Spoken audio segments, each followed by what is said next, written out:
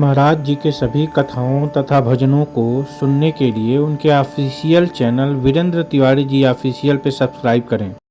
आज कथा वीरेंद्र बाबा रखे जाता है, वह कथा बा जौन रुआ दिमाग में घुस जाए। बोलो सच्चे दरबार की जय। विश्वामित्र बाबा जग करत ने मारी सुबाहु उत्पात मचा देता है, हड्डी गिरावत ने मांस गिरावत ने। विश्वामित्र बाबा रात में सुतल रहे, आज सपना देखत है कि अब हमरा अयोध्या गल जरूरी बा। परमात्मा का अवतार अयोध्या में हो गया है। आज चलब वहां के निवेदन करके राम लक्ष्मण के लेके आए।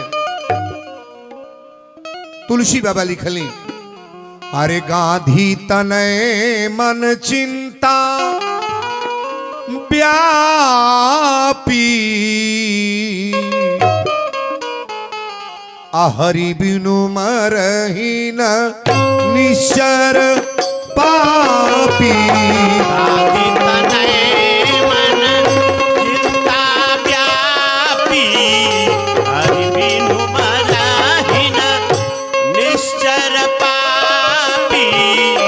गांधी तनय मन चिंता व्यापी, गांधी तनय मन चिंता व्यापी, हरि बिनु मरहीन निश्चर पापी, हरि बिनु मरहीन निश्चर पापी, हरि बिनु मरहीन निश्चर पापी, हरि बिनु मरहीन।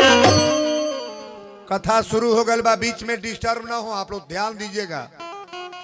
गांधी तनय मन चिंता व्यापी, हरि बिनु मरहीन निश्चर पापी, ज्ञान विराग सकल गुणयना, सो प्रभु हम देखब भर नैना। विश्वामित्र बाबा विचार कर लगी आज अयोध्या चलब। आज जब अयोध्या गईले तो दशरथ जी के मालूम हो गल कि महामुनि विश्वामित्र जी का आगमन हो रहा है।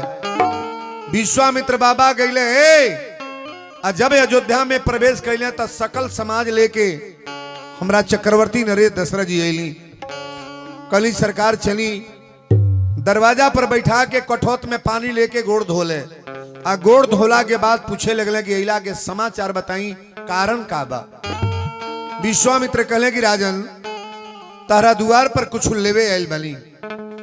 कहले महाराज राजधन मांगी दे दे, सोना चांदी मांगी दे दे, हमरा का नहीं बा।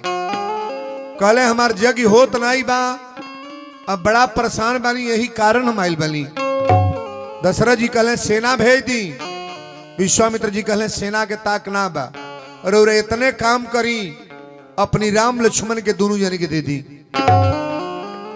आज जब दशरथ जी बतिया सुनले तक खड़े गिर गईले।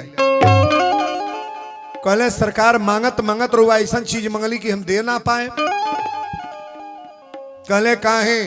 तक कहले चौथे पन पायो सुतचारी। राम के जन्म भइल तहिया दशरथ जी बेटा ना कहले। यहाँ जितने विद्वान है चौपाई को गौर करना।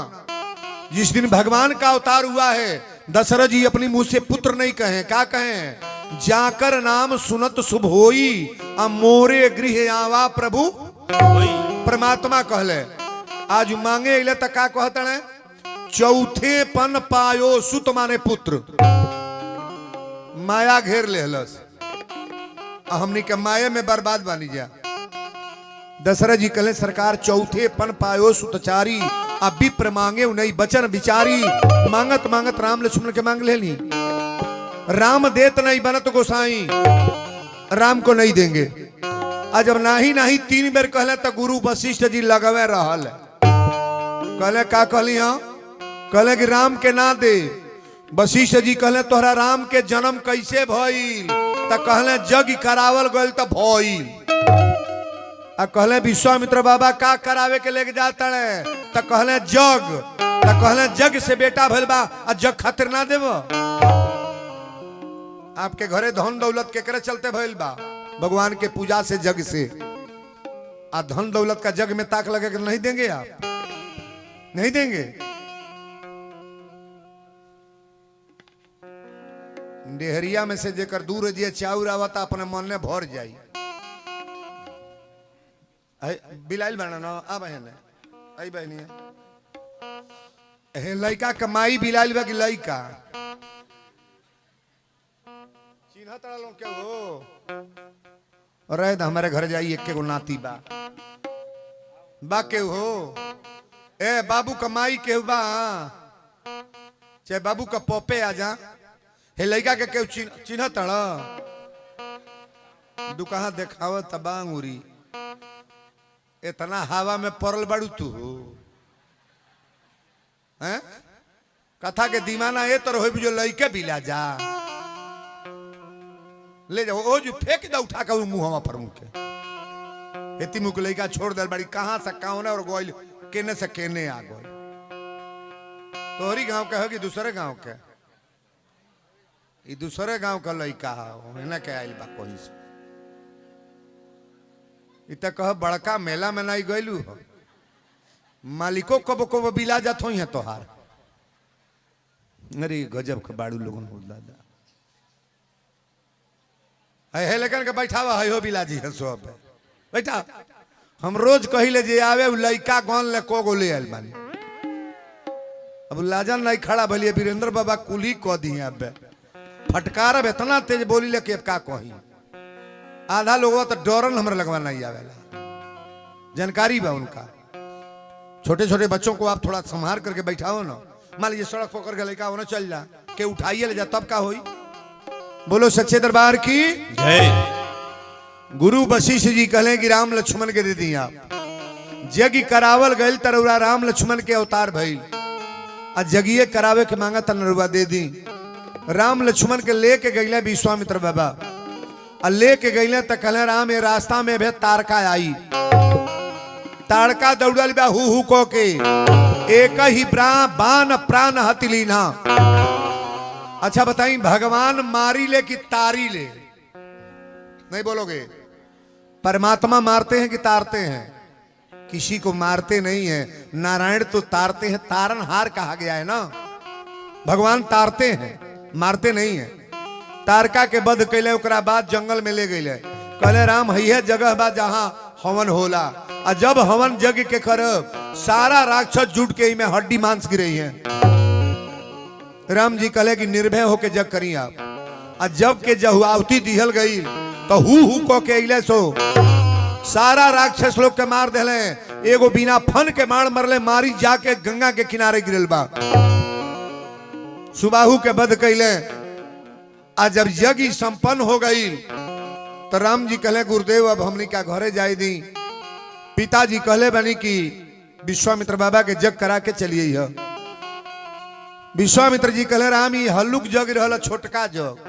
बड़का जग तो बाकी बा कहले कहाँ तो कहले बतौले तुलसी बाबा लिखले कि धनुष यज्ञ सुनी रघुकुल नाथा धनुष यज्ञ सुनी रघुकुल नाथा धनुष यज्ञ सुनी रघुकुल नाथा हरसी चले मुनिवर के साथा राम सिया राम जय जय राम राम राम सिया राम जय जय राम। बोल दी राजा रामचंद्र की जय। धनुष यज्ञ सुनि रघुकुल नाथा हरसी चले मुनिवर के साथा राम या लक्ष्मण तनी गौर करे विश्वामित्र बाबा जब लेके चलली तो रास्ता में सुना साना जगह बा सारा पेड़ पौधा सूखल बड़े न वो जो चिड़िया बा न कुछ बा पत्थल बन के अहिल्या बैठल बा अहिल्या केकर अर्धांगिनी रहली अहिल्या केकर मेहरारू है केहू जनता नहीं है गौतम के नाम जानले बड़ा गौतम ऋषि के राम जी पूछले गुरुदेव ये पत्थल के शिला कौन है भगवान कहले कि गौतम नारी श्राप बस उपल देह धरि धीर आ चरण कमल रज चाहती कृपा करहु रघु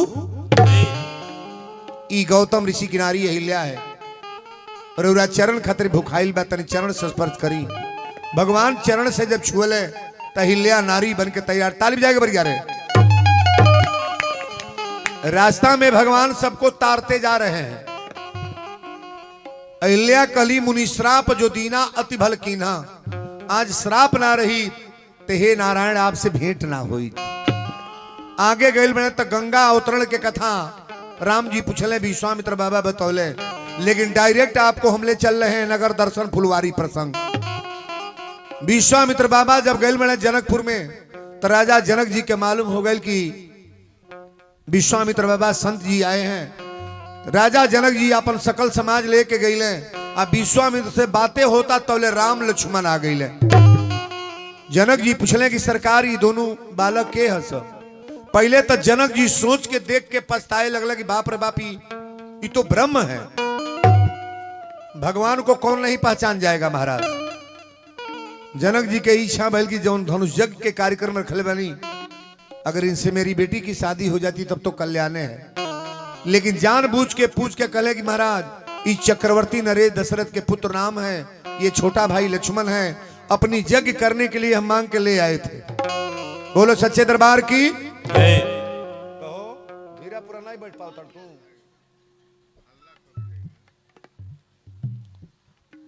अरे का कहीं का ना कहीं ये अकेले उत्पात मचा देला। एक घरवा एक बार परविया चोरी भइल है, एक घर एक बार चोरी परविया ना हो पर साल चोरी भइल है तो कल तन चली घरवा घूमी आई तो सुबेरवे चल गए सखवा पर कथा कोतरी साखो पर बाहनिया बुधवार के लगवा तो कहली चलो घूमी आवल जा। तो गाड़ी में 8 का स्टाफ हमार सब है गई, दुआरी पर चौकी बिछल बैठल नी बातचीत होता तोले 6 गो पेठा एक मेहरारू ले आई। पेठा कल से गुरुजी पहले पनिया पी ली, 6 गो गिलास धैला सा 6 गो पेठा, एक 3 गो लइका बाड़े, 3 गो लइका बाड़े, 2 गो गौन के तीनों खा घर सो पेठावा। पनिया वही तर धोइल बा, पनिया धोइल बा। आवते तो कहती पनिया पी भैली, हम कहली पनिया तो तबे पी भैली है। अब का पनिया पूछे बा पी भैली तो कहती अच्छा तो चाय पी के जाए बा, बिना चाय पिए न जाए तो गोल चाय बनाओ तो गए सबे ओरा गोल। तो ऐसे कहती करोड़ो गैस तो ओरा गल कैसे बनी तो घरवा के बगलिया बांसवार ही बाय करा कितना बांसे के पत्ता ले के चूल्ही में बनावे लागो। अब बना के चाय पहले हम के मारे अगरा के थमावतिया, चाय पी के जाएगा बुझती अब कह था पौलस कि ना खाई लो मिठाइया कि ना। चाय थमौल से दादा एक घोट डर ली, हमरा बुझा कि अब कौन कौन बीमारी हो गल, घटाई उटाई अलगे लगल, जोरे दुकान जीवा हो गल। हमने रे कौन चाय के पत्ती का डर ले बड़े सो कहत ये दादा अनहरवा बननी रुकी देखी का डर ली हो तो देखत ये करिका तिल खजूरी में हूँ कर ले बा।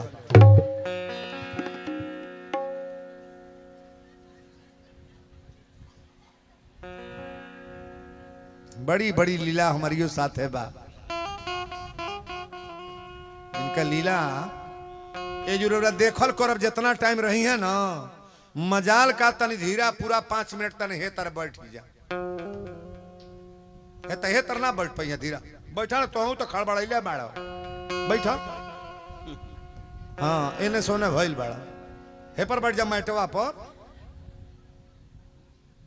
बोलो शंकर भगवान की जय। विश्वामित्र बाबा कहे कि राम लक्ष्मण जाके फुलवारी से फूल ले आवा। लोगों फूल तुरे जब गई लोग तो तुलसी बाबा लिखले कि चहुति सचितई पूछ हिमालीगन आ लगे लेन दल फूल मुदित मन।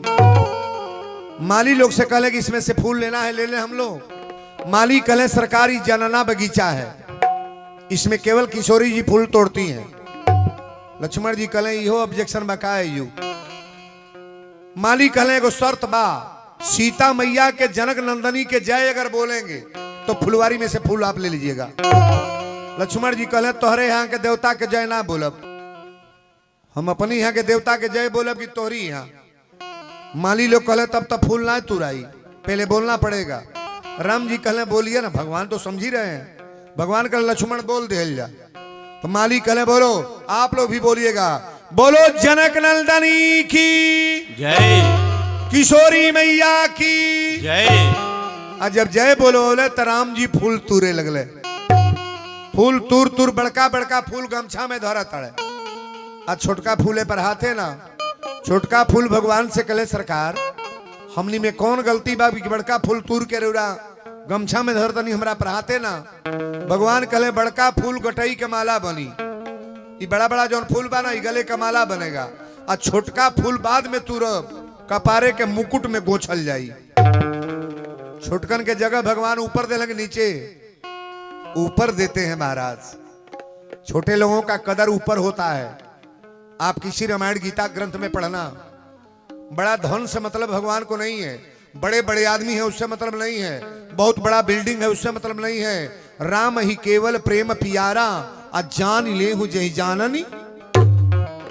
बोलो सच्चे दरबार की कथा ये जगह पर अलबा ध्यान दे। जौना टाइम में राम लक्ष्मण फूल तुरत अड़े, सीता के माई अपनी बेटी के पूजा करे भेजे तड़ी।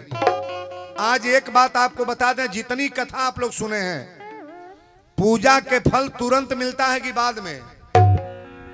बोलिएगा, पूजा का फल तुरंत मिलता है कि बाद में?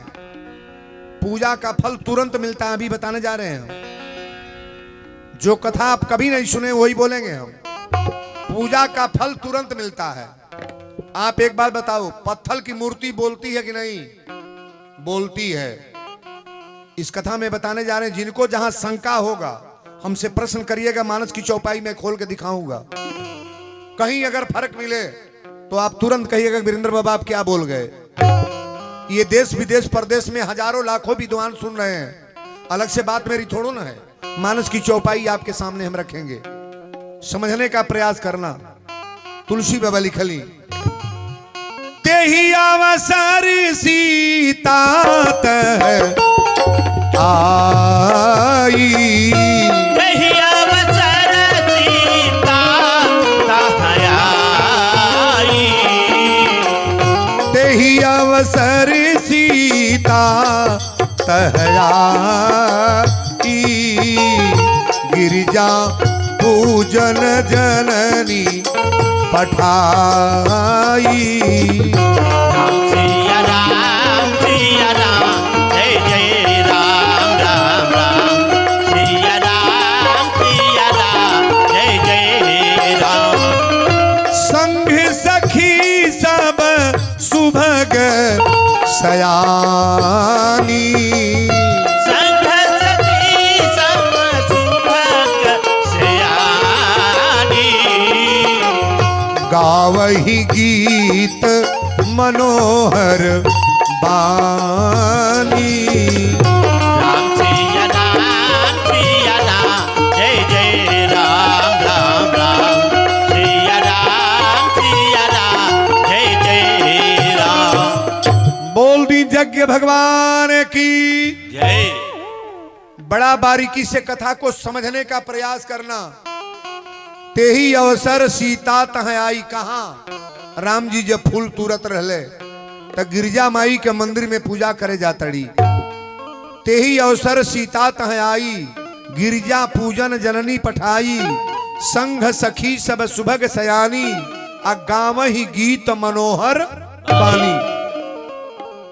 कल तेरस के दिन नेहरू पास के जल चढ़ाई ले, है लोग के जल चढ़ावेला। कुंवार बेटी बा तो बूढ़ा बा सबे जल चढ़ावेला। आ सीता मैया के कर पूजा कैली? शंकर जी के नाम।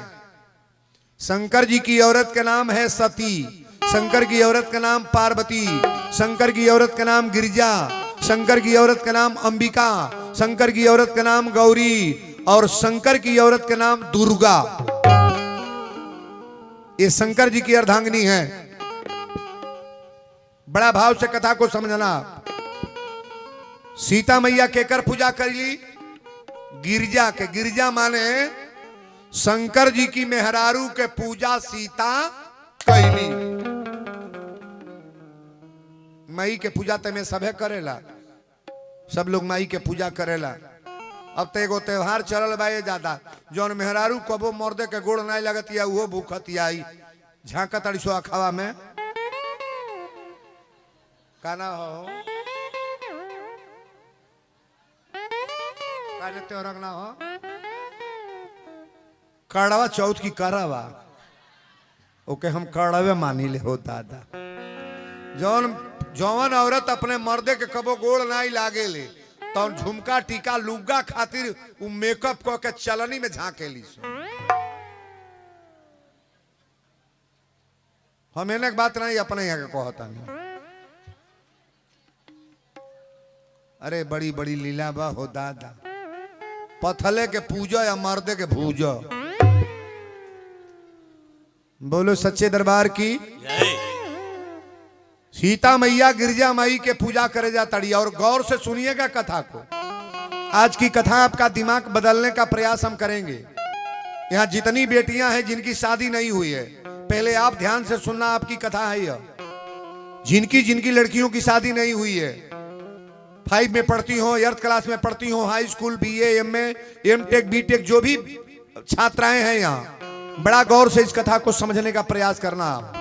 बोलो सच्चे दरबार की। तेही अवसर सीता तह आई, गिरजा पूजन जननी पठाई, संघ सखी सब सुभग सयानी, आ गावही गीत मनोहर बानी। सीता जी गावत जाताड़ी की चुप्पे गावत जाताड़ी। पहले एगो नकटा गवात रही, बुढ़िया माई गावत रही सो कड़े रह गई हलवन। अरे गुरु के चाराना मिलेला बड़े भागी से, गुरु के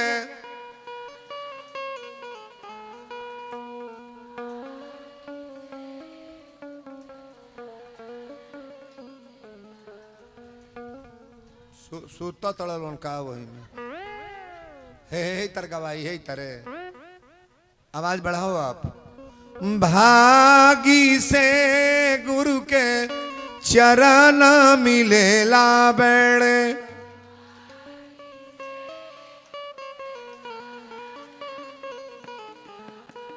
इहो नकटा है या भी नकटा है। अरे अंगनैया बीचे तुलसी लगई बे हरियांगा,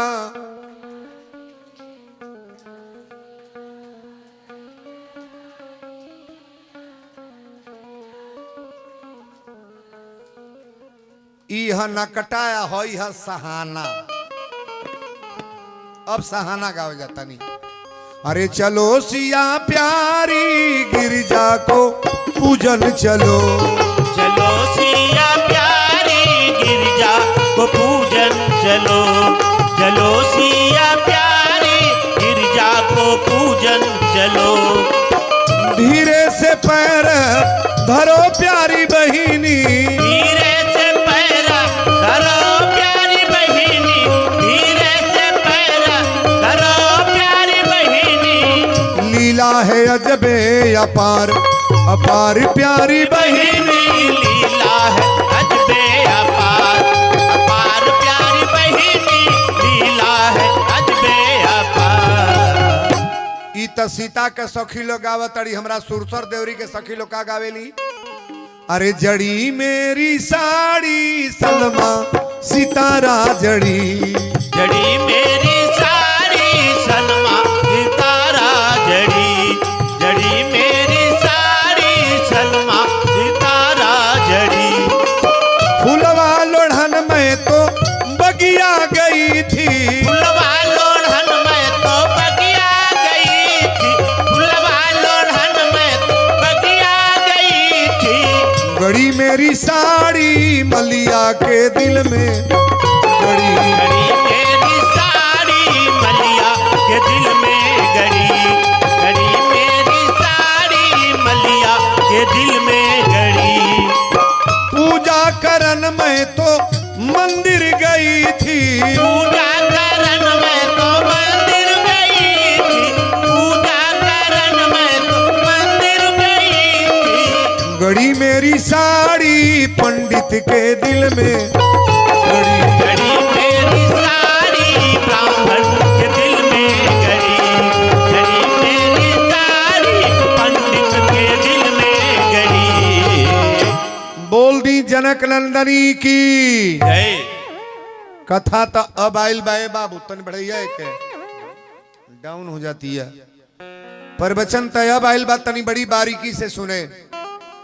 शर्म ही पगरी जागरी सोहा, अब बरनी न जाई देख मन मोहा सरोवर के किनारे गिरजा माई के मंदिर बा जहां सीता मैया पूजा करे जातनी। पूजा कीन है अधिक अनुरागा आ निज जन रूप सुभग बर मांगा। सीता जी जब पूजा कैली तो का मंगली? खेत मंगली, घर, रुपया, कोठा मंगली, का मंगली? बर बुझाता ना। एहू में सब है पूजबे कैले बा जे तनी पर कोई जना काछा तड़े आ कहीं हो दादा। यही शंकर जी के उहो पूजले हो जे बैठ के रोज रोवाता के भगवान हमार करम फूट गल कैसे करे से बियाह हो गई। ऊपर के मने पूजा होई तो भेटा ही है कैसा। यह कुल पूजा है और पूजा को कथा मजाक नहीं समझना चाहिए। यही में जौन जेकर हस्बैंड अच्छे मिले हैं, लायक मिले हैं, वो रोज मनाओ तो हे दुर्गा जी, हे हनुमान जी, मुहले के बाद फिर उन्हीं से भेंट हो। यही में जौना के पियकड़ बनमास मिलल बा, एको बात ना बुझाता था ओके कोई हमसे फिर भेंट हो मनाई। बुझे वाला तो भीतरे बुझते बा। वीरेंद्र बाबा धैले बड़ा जोरी देखी है। बोलो शंकर भगवान की जय। पूजा कीन है अधिक अनुरागा आ निज जन रूप सुभग बर मांगा। सीता जी पति के चुनाव कैली। कौन पति? तो राघवेंद्र सरकार। सीता जी पूजवा करतड़ी मंदिर में ढुकल बड़ी। आई नहीं के सथवा एगो सखी गई है। एक सखी सिय संग बिहाई आ गई रही देखन फुलवाई। मानस की चौपाई में बोल रहा हूं। ए नहीं पूजा करतड़ी और फुलवारी में दौड़ल चल गए। आ गोयल तो जब राम जी के देखलस तो कहलस की फोटो हो आ की मूर्ति हो। अगर किशोरी जी से शादी हो जाए तो जमाने बदल जाए। अब बावली हो जिसे भागल बा, दौड़ते आवत या सीता, ए सीता। सीता मंदिर में बाड़ी कहली का चिल का एकदम से हल्ला कैले बड़े। बावली कल से हल्ला नहीं कैले बड़ी। हई माई का मंदिर कहीं जाई ना, कबो आगे पूजा कर ले, कबो अगरबत्ती जला ले, कबो कपूर बार ले। फुलवारी में वहां के आयल बनी अगर चल जाए तो फिर भेंट ना होई। सीता जी कली के आयल बा, के आयल बा। अच्छा एक बात बताइए, एक चौपाई आगे पीछे मैं नहीं बोल रहा हूं। तुरंत पूजा कैली, आराम जी से भेंट कब भाई? 4 दिन के बाद। कब होता? तुरंत। अब तोहन वाला पूजवा नहीं खे, कपूर देखावल जाता, अगरबत्ती, जय माता जी, हर हर महादेव, ओम जय जगदीश हरे, जय जगदीश हरे होता। ओई में कहा था एगुड़िया चाय बन गई, ओम जय जगदीश हरे, गैया खाती अरे रसोई हो गई है। तोरी पूजा क्या तरीका है? पूजा करना है तो बढ़िया से करो, तो करबे ना करो ना। सीता जी तुरंत पूजा कर रही है, तुरंत राम जी मिल रहे हैं। तुरंत पूजा का फल तुरंत मिलता है। कहां?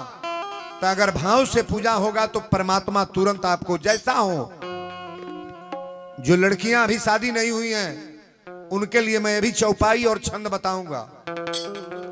इसीलिए बताएं कि आज जिनकी घर में बेटियां, मोबाइल है तो थोड़ा रिकॉर्ड कर लेना, और नहीं रिकॉर्ड हो रहा है तो मेरा ये नंबर निकालना।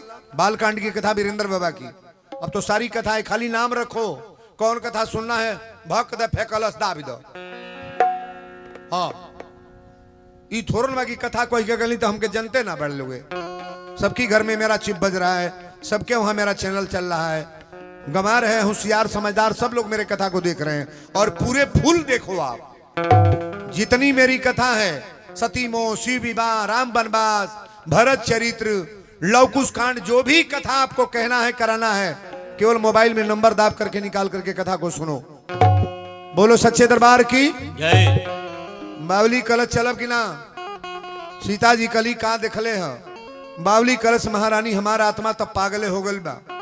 तन चल कर हुआ दर्शन करी ने फुलवारी में। तुलसी में बावली खले देखन बाग कुंवर दो आए, देखन बाग कुंवर दो आए, देखन बाग कुंवर दो आए बै किशोर सब भांति सुहाए।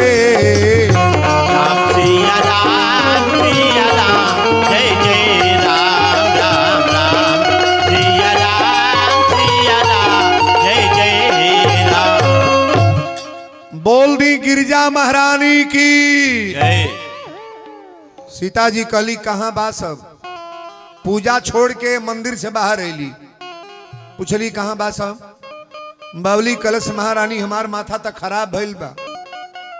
भगवान का दीवाना कौन नहीं हो जाएगा जी। अब बार बार हम कहते हैं दीवाना अगर होना है तो परमात्मा का दीवाना बनो, दुनिया वालों का दीवाना नहीं।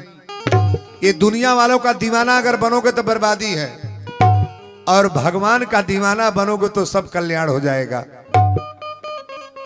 बावली कहलस आरे फूलवर में आइल बाणे दुई गो मूर्तिया, अरे मतिया मारी दिहलेना। हमर पागल ऐसन हो गईली मतिया, मतिया मारी दिहलेना। हमार पागल ऐसन हो गइल मतिया, मतिया मार दिहलेना। हमार पागल ऐसन हो गइल मतिया, मतिया मार दिहलेना। फुलवर में आइल बाणे दुई गो मूर्तिया, मतिया मारी दिहले। एक बाणे सांवर एक गोरी रे बदनिया,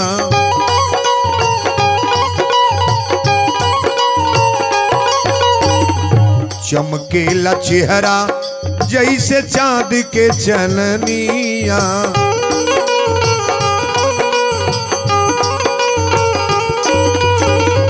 कहले वीरेंद्र बाबा भारी बा विपतिया, अरे मतिया मारी दिहले।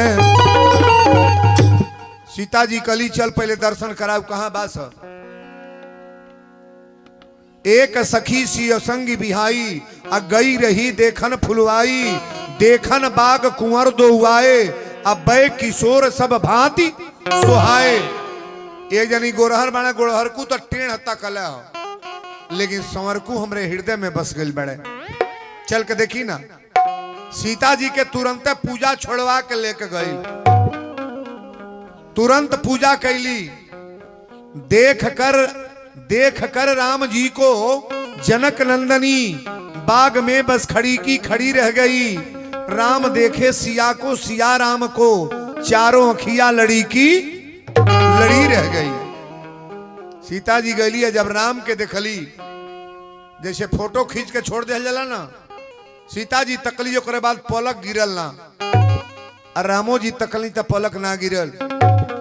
ये पहला प्रेम है और पहला भाव। वो कौन पिक्चर का गाना है? साथी तेरा प्यार।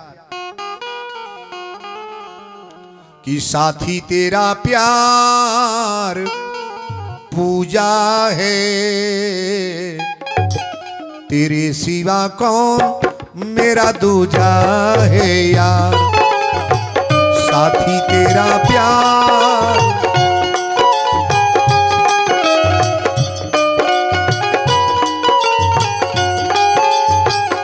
हो, मितवा हो साथी हो, साथी तेरा प्यार पूजा है, तेरे सिवा कौन मेरा दूजा है यार। साथी तेरा प्यार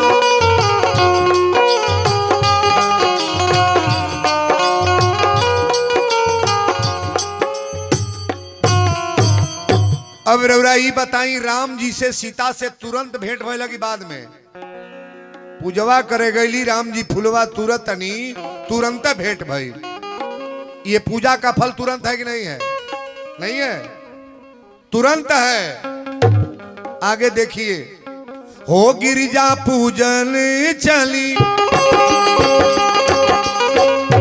गिरिजा पूजन चली, सिया सुकुमरिया नजरिया लागे राम से पीछे फूलवरिया, ओ नजरिया लागे राम से पीछे फूलवरिया, नजरिया लागे राम से पीछे फूलवरिया, नजरिया लागे राम से।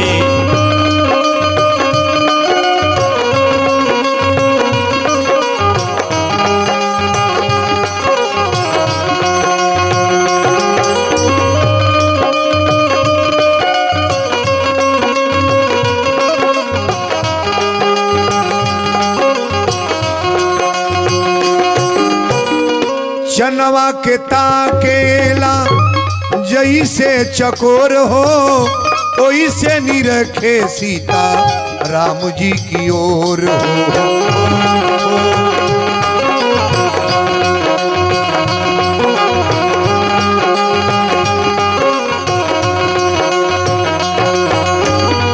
चनवा के ताकेला जैसे चकोर हो, ओइसे निरखे सीता राम जी की ओर हो। ओइसे निरखे सीता राम जी की ओर हो, ओइसे निरखे सीता राम जी की ओर हो। निरखेला चंदा जैसे, निरखेला चंदा जैसे चांद के चकोरिया, नजरिया लागे राम से। बोल दी राजा रामचंद्र की कथा तय बाल बतानी गौर करो। सीता जी के सखियां कहने लगी कि आप चलिए महारानी, अब चल जा, लेट होता। ऐने लक्ष्मण जी कहले प्रभु फूल के लेट होता चले के। लक्ष्मण जी राम जी के लेके गई ले, आ सीता के लेके जब सखियां आई तो फिर मंदिर में गई हैं। जय जय जय गिरिराज किशोरी, अजय महेश मुखचंद चकोरी, जय जय जय हे गजाननी माता। हमारे गणेश भगवान की माता है गिरिजा। बोलो शंकर भगवान की जय। अब तनी गौर कर, गिरिजा माई के मंदिर में जब फिर पूजा कैली तब मूर्ति बोले जाती है। गौर से सुनिएगा। बिनय प्रेम बस भई भवानी, आ खसी माल मूरत मुस्कानी। ये मैं नहीं कह रहा हूं, तुलसी बाबा रामायण में लिखे हैं। अब बड़ा गौर से सुनना। पत्थर के मूर्ति हंसे लागल, जौन माई के मंदिर में मूर्ति रहल, ई मूर्ति हंसे लागल। आ माई के गटई के माला टॉप दे सीता के गला में पड़ गल। ताल बजा के बढ़िया रहे। बहुत लोग कहते हैं कि वीरेंद्र बाबा ये कथा देखिए मानस का सूत्र है। कहीं भी मूर्ति आप लोग बैठाते हैं तो प्राण प्रतिष्ठा होता है कि नहीं? नहीं होता है। हम एक दिन आपसे पूछले नहीं कि रउरा कोगो पति बाणे, तब तो हलो एगो बताओलू। सबसे पूछली ना कोगो पति बाणे तो सब कहे वीरेंद्र बाबा एगो, एके गो पति बाणे। कहो एगो, एके पति तो हलो को बाणे। केकरा केकरा दूगो बाणे अंगुरी उठावता? दो। आई बकुलवा तो एके गो उठाइबे करी है से। दो अंगुरी उठावले के प्रयास कर। एगो पति यही का बुझत और जौन सेनूर लगौले बड़े बियाह के लिए बने ना। शादी करने वाले पति को पति आप मानती हो, लेकिन पढ़ना आप मानस को पढ़ना। तुम करुणा के सागर सबके प्राण पति। वीरेंद्रो बाबा के चाहे जे भी बा, प्राण के पति कोई है कि नहीं? किसको मानते हो? नहीं बोलोगे? भगवान को डायरेक्ट बोला करो आप। और मूर्ति जब बैठाई जाती है ना, तब मूर्ति में प्राण डाला जाता है वेद मंत्र द्वारा। प्राण प्रतिष्ठा होता है। बड़ा ध्यान से समझने का प्रयास करना। ये जो पति आप लोग कहे ना, का जानी आज छोड़ी है कि बिहने छोड़ी है, तू छोड़बू पहले की वो छोड़ी है। भागे के बंगना पेड़े पर पत्ता इतना बाय कहो गिरे तक ना हो। बसंत ऋतु आयल बे कहो गिर जाई। यही तरह घर के कहियो माई मर जाई, कहियो बाप मरी, कहियो मेहरारू मरी, कहियो मर्द मरी, कहीं लड़का मरी, कहियो इया मरी है। एक घर में 20 जन बानी जा, सब जने छीटा जल जाई। एक बेर पत्ता पेड़े पर लगल बा, ई पत्ता कोनो पोखरी में जाई, कोनो सड़के पर जाई, कोनो घोली में जाई, सब भाग जाएगी ना। सबको चल जाना है, लेकिन जो प्राण के पति हैं ये कहीं नहीं जाएंगे। उस पति पर विश्वास करो जिन्होंने आपको पैदा किया है, शरीर दिया है, सुंदर भाव लेकर आए हो। उस पति को पहले अपने समझने का प्रयास करो। बार बार हम कहते हैं 2 पति हैं, आप लोग भी गौर से सुनना कथा को।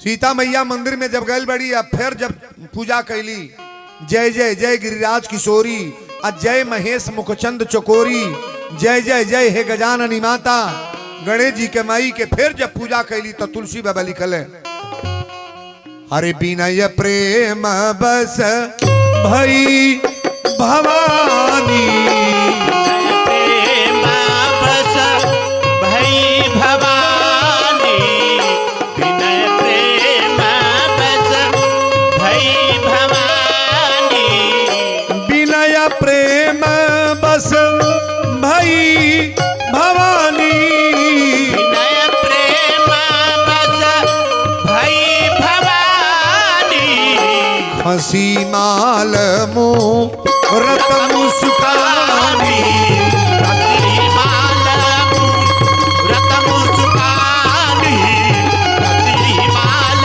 मुहूर्त मुस्कानी, रतनी माल मूर्ति मुस्कियाए लागल, माला पर गलतन ताली बजाए।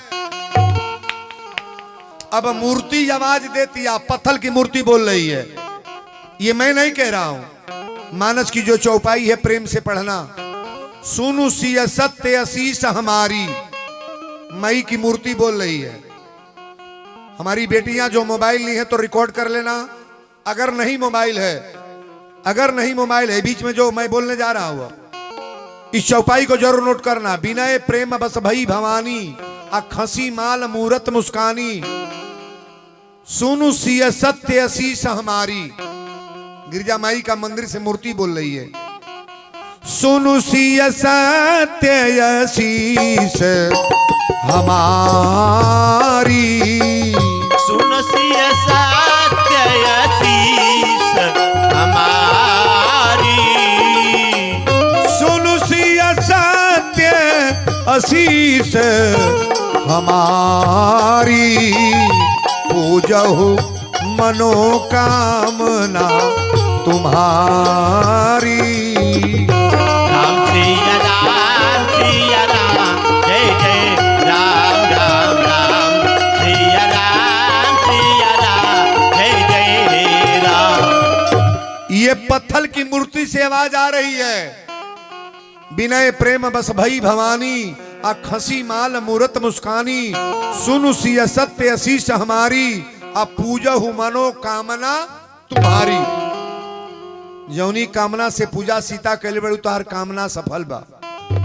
हमारी बहनें बेटियां गौर करेंगी, और घोर आगे बढ़े लागे, बेटा के नौकरी लाग जा, मर्द निमन रहे, बीमारी घर में न आवे, रुपया जमा होखे लागे, तनी होशियारी से परिवार रहे लागे, तो जान ली है कि माई के कृपा हमरे घर पर हो गल बा। हाई सुन लो, घर बिगड़े लागे, महीना में 3 जने बीमार पड़े, रुपया के थाहे न लागे, मर्द अलगे बेफट के चलता, लड़का अलगे मानत नहीं, क्या घर में जवन नहीं तवन होता। तो ये बुझ लिया भगवान के कृपा हमरा घर से हट गल बा। समझ में आवता, परमात्मा की कृपा दरबार से घर से हट गया है। पहले एक निवेदन आपसे हम करेंगे, जेकरी जेकरी घर में मंदिर बा, सब लोग अपने अपने घर में मंदिर बनवले बा, फोटो धैले बा, अगरबत्ती बारता, कपूर बारता, मूर्ति धैले बा, लक्ष्मी पूजा के मूर्ति बा, हनुमान जी का मूर्ति बा, दुर्गा जी के सब मूर्ति बा ना घर में। अगर जहां मूर्ति है वो घर में लहसुन प्याज डाल के, अब बकरी बकरा मुर्गा मुर्गी अंडा बनी, कान खोल के सुनी हो, अगर ई बनी धुआरहा दियाई, स्टैंप ले आवाज लिख देता, नहीं तार घर में देवी देवता के वासना हुई। सुनिए, ताली मत बजाओ, बनाना खाना नहीं रोकेंगे हम, लेकिन एक काम करना, 1 मिनट रुक जाइए और 2 मिनट के बाद एक बात और सुन लो, हम बनाना खाना नहीं रोकेंगे, बनाने खाने वाले लोग बाहर भी बना के खा सकते हैं, गोठा पर भी बना सकते हैं, खिड़की पर बना सकते हैं, लेकिन जिस कमरे में फोटो भगवान का लगाया गया है उस कमरे में ऐसा काम ना करो आप। ये अच्छा काम है कि बुरा है? तो मानस की चौपाई से आपको हम बड़ी बारीकी से बताने का प्रयास कर रहे हैं। सीता मैया तुरंत पूजा कैली, तुरंत वरदान, तुरंत फल मिलल। राम जी से तुरंत भेंट हुआ है। अब मंदिर में जाकर के जब पूजा की है फिर दोबारा, विनय प्रेम बस भई भवानी, खसी माल मूरत मुस्कानी, सुनु सिय सत्य शीस हमारी, अब पूजहु मनोकामना तुम्हारी। मई के मूर्ति कलश सीता तोहार पूजा फल हो गई। जौन पूजा करे आयल बड़ू तोहरा पति से मिलवा दिली हम। लेकिन अब मई के आवाज आवता, जिनको याद है, जिनको याद है गाएंगे, और नहीं याद है थोड़ा हाथ जोड़ लीजिएगा, हाथ जोड़ लीजिएगा। कि मन जाहि राचो मिलहि सोबर, सहज सुंदर सांवरो, करुणा निधान सुजान, शील स्नेह जानत रावुरो, यही भांति गौरी शीस सिय सुनी, सहित हिय हरसित यली, तुलसी भवानी पूजी, पुनि पुनि मुदित मन मंदिर चली। मन जाहि राचो मिलहि सोबर, सहज सुंदर सांवरो। मन जाहि राचो मिलहि सोबर, सहज सुंदर सांवरो। मन जाहि राचो मिलहि सोबर, सहज सुंदर सांवरो। मन जाहि। बोल दी गिरजा महारानी की। महाराज जी के सभी कथाओं तथा भजनों को सुनने के लिए उनके official channel Virendra Tiwari ji official पे सब्सक्राइब करें।